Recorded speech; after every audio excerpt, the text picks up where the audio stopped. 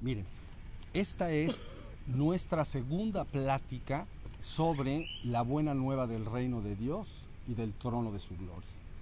En esta oportunidad me gustaría comentar específicamente el segundo capítulo del libro, que se llama La Ilusión. Pero antes de comentar este capítulo, me gustaría que repasáramos de manera muy simple y sencilla, de manera superficial, lo que dijimos en la primera plática. Lo que dijimos en la primera plática trató, como recuerdan, del primer capítulo del libro, que se llama La verdad y la ilusión. ¿Okay?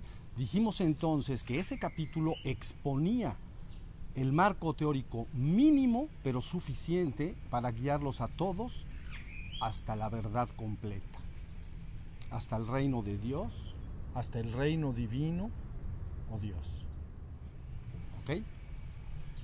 Entonces comentamos en esa ocasión y dijimos, el reino divino debe ser entonces concebido como Dios en sí mismo, Dios mismo o Dios en sí mismo.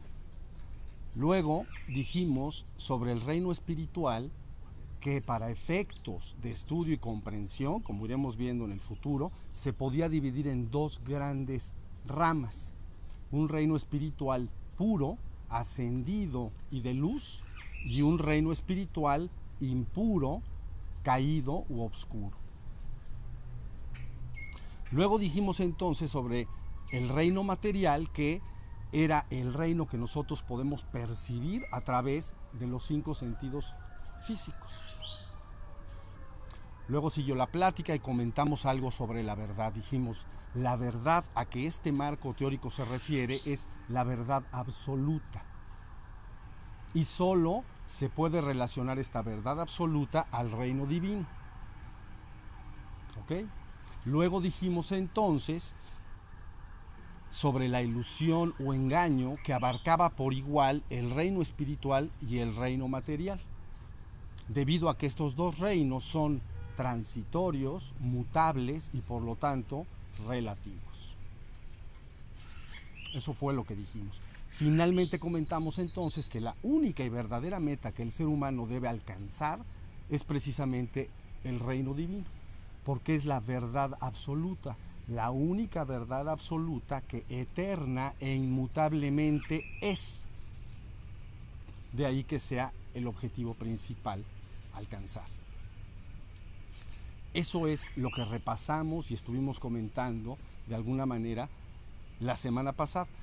Ahora ya podemos entrar un poco al segundo capítulo del libro, que se llama La Ilusión.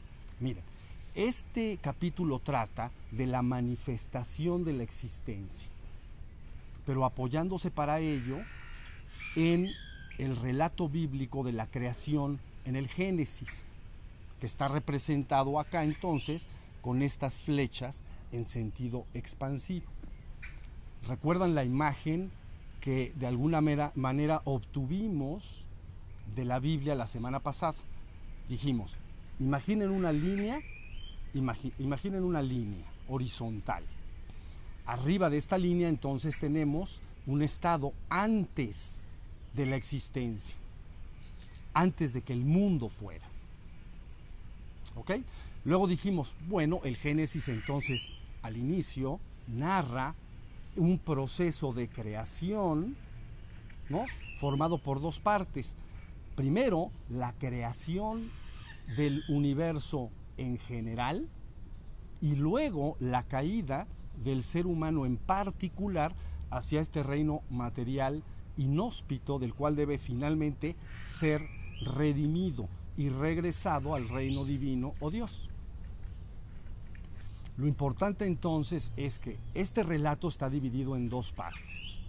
Vamos a analizar primero, de alguna manera, la creación general del universo. Esto, entonces, la Biblia en el Génesis lo relata de esta manera. Miren, está muy sencillo. Dice, el primer día, Yahvé Elohim separa la luz de la oscuridad, es decir, el día de la noche. El segundo día separa el cielo de la tierra. El tercer día separa la tierra de los mares y aparece el reino vegetal sobre la tierra. El cuarto día entonces separa el sol para dar luz al día, de la luna y las estrellas para dar luz a la noche.